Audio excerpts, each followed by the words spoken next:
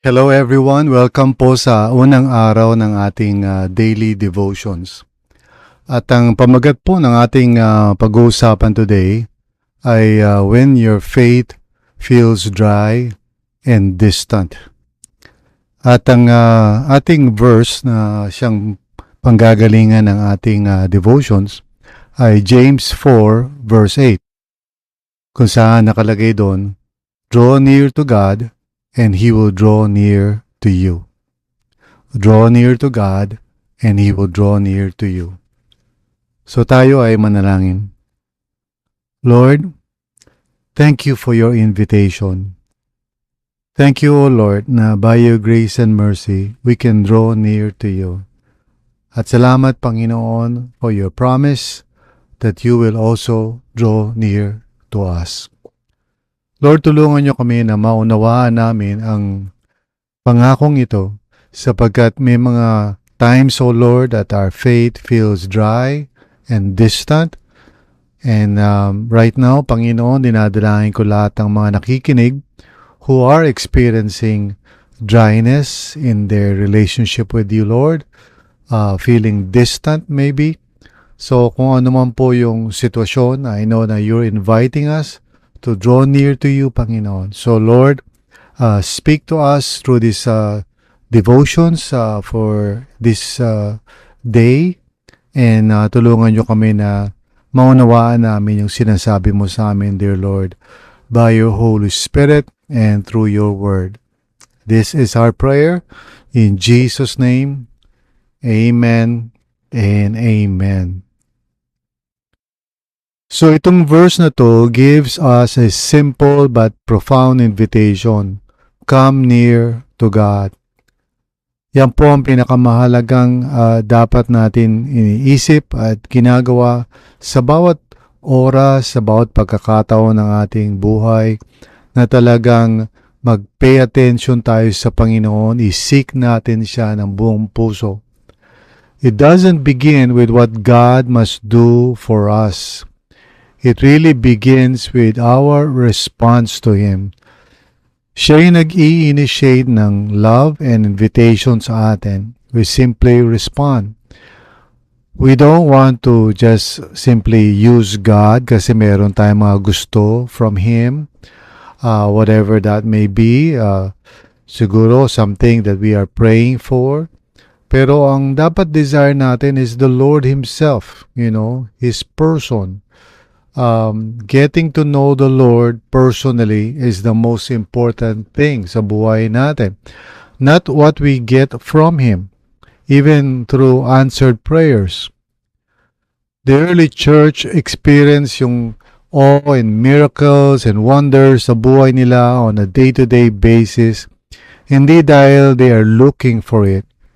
Instead, they were zealous to be with Jesus. Kung maalala natin, last week we talked about that verse, na they devoted themselves to the apostles' teaching and to fellowship, to breaking of the bread and to prayer.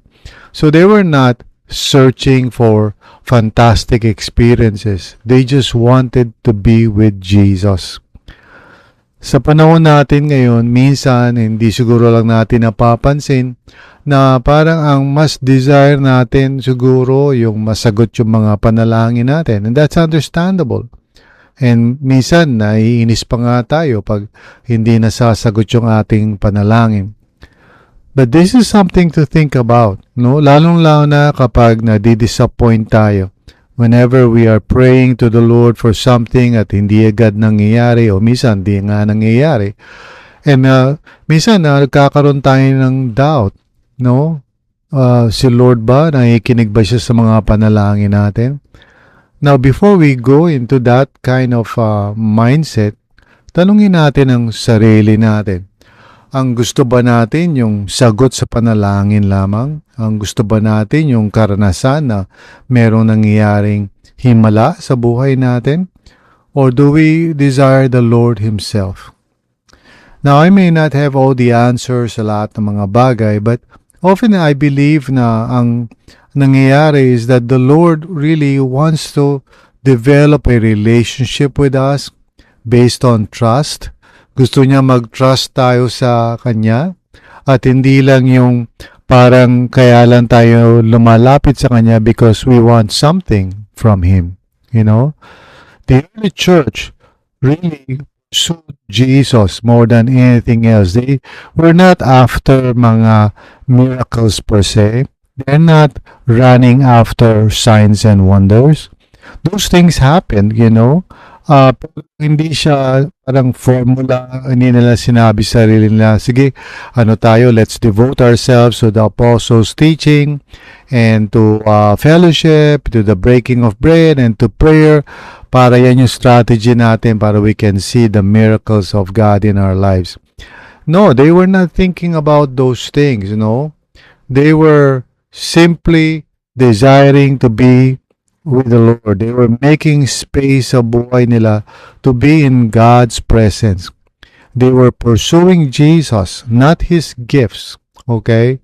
So in the same way sa atin ngayon, nawa yung ating priority is not so much yung may makuha tayo from the Lord. And now I understand that. I mean, I myself could relate to that kind of thinking. Siyempre, pag may kailangan tayo, we ask the Lord. Pero more than anything else, ang sana i-desire ng puso natin is to know the Lord more deeply and more personally, to make space for His presence sa buhay natin, regardless kung merong mga miracles, regardless kung merong mga signs and wonders. Now, thank God for those things if they do happen. Pero there's no formula. Hindi tayo gumagawa ng parang strategy para the Lord will move and perform those miraculous things sa buhay natin.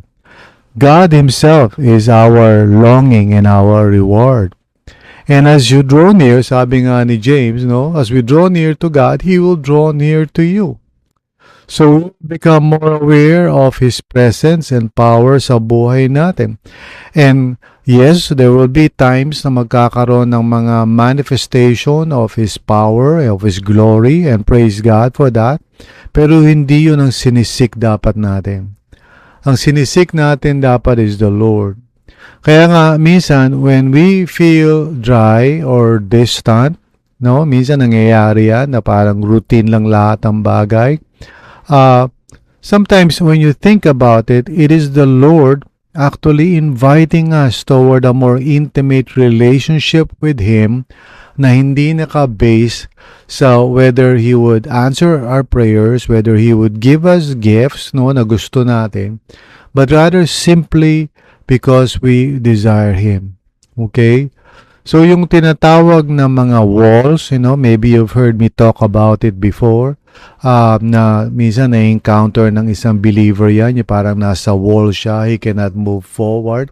It is not necessarily parang stumbling block or a wall talaga literally, but rather an invitation from the Lord for us to pursue Him, no? To truly desire Him and not just simply yung mga pwede niyang maibigay para sa atin. Now, I don't mean to say na wala siyang ibibigay sa atin when we pray.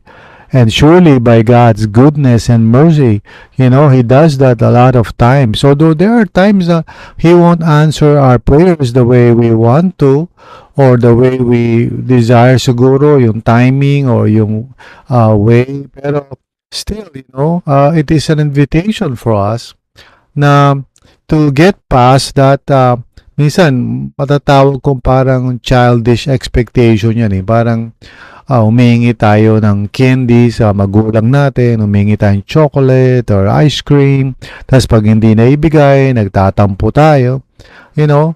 And now that I'm a parent, you know, nariintindihan ko yun, nare-realize ko na, you know, pag iniisip ko yung relationship ko sa mga anak ko, is it because meron akong binibigay sa kanila? Or is it because they know that I love them and that they also love me, whether may maibigay ako o wala? So I think this is what the Lord is teaching us this week, no? Starting with the sermon yesterday, now we talked about kung ano yung clues about the early church experiencing miracles, and I told you that they were pursuing Jesus, they were willing to surrender everything to Jesus, and they were willing to obey Jesus kahit na minsan yung mga sitwasyon parang didn't make any sense or logic or whatever, no? So yun yung parang nakita natin sa early church central si Jesus sa buhay nila. Then, nangyari yung mga miracles na sinasabi, not because there was some kind of strategy na ginawa nila, but because God simply, honored their faith, and gaya nga sinasabi ni James, when they were drawing near to God, God drew near to them, no? And that's a wonderful thing. That's an invitation for us even today. Jesus is not really far from us, okay? He is near. Pero minsan we are pursuing more His gifts rather than His person. So, what if yung nararamdaman natin na minsan unanswered prayers or even dryness spiritually, what if the Lord is inviting us to draw near to Him as He is, hindi yung because we want something from Him? What if God is calling us into a deeper relationship with Him? Amen? And maybe He would, grant us our prayers, but maybe He won't. Pero ano ba talaga ang desire natin? Is it because gusto natin yung pinagpe-pray natin, ayun yung sagutin ng Panginoon? What if He doesn't give those things? Will we stop trusting in Him? Will we stop believing in His goodness and mercy? Ayan. So, I think today, bilang umpisa ng ating devotions for this week, the Lord is truly, calling us into a deeper relationship with Him, not because there is something we want from Him, but in spite of that, or even kahit hindi yun may bigay sa atin, let us pursue the Lord Himself, the Lord Jesus. I-desire natin siya. And if He answers our prayers, meron tayong mga hiniling sa Panginoon, praise God for that. Pero kung hindi man maisagot yun o magkaroon ng delay, huwag tayo mawala ng tiwala sa goodness and mercy ni Lord. Let's continue trusting in Him and really, depending on Him with all our hearts. Because whether masagot yung prayers natin or not, what is important is that we are trusting in Him. At yun ang gusto ng Panginoon sa atin. Do we trust Him? Whether magkaroon tayo ng mga miracles sa buhay natin o hindi, yan ang makikita natin sa early church, Acts 2 verse 43. They were experiencing awe and many signs and wonders, not because may strategy sila, but simply because they were just pursuing Jesus. That's all. All they wanted was the presence of Jesus in their lives. At yung mga miracles na nangyari, simply God was doing it in their midst, to confirm yung kanilang faith, to confirm yung gospel. And so, in the same way, yan ang parang sinasabi sa atin ng Panginoon. Let us begin this week with really the desire to know the Lord and to draw near to Him. We can pray. Sure, I'm not saying we should not pray. Maybe for healing, for financial blessing, or whatever. Okay? We continue to pray for those things. Hindi naman sinasabing huwag natin gawin yan.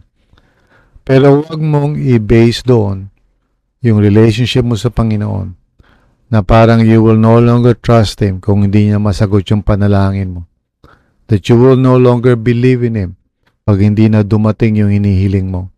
Let's continue to trust Jesus because He is alive, and so we can live each day, by faith. We can be devoted to Him whether merong mga miracles sa buhay natin o wala. Whether there are answered prayers o wala. Regardless, we will walk with the Lord by faith. Amen? So yan ang challenge ko sa bawat isa sa atin today, no? Na just desire to be with Jesus, okay? Today, no agenda, no request, just be quiet and just love the Lord and let Him love you, no?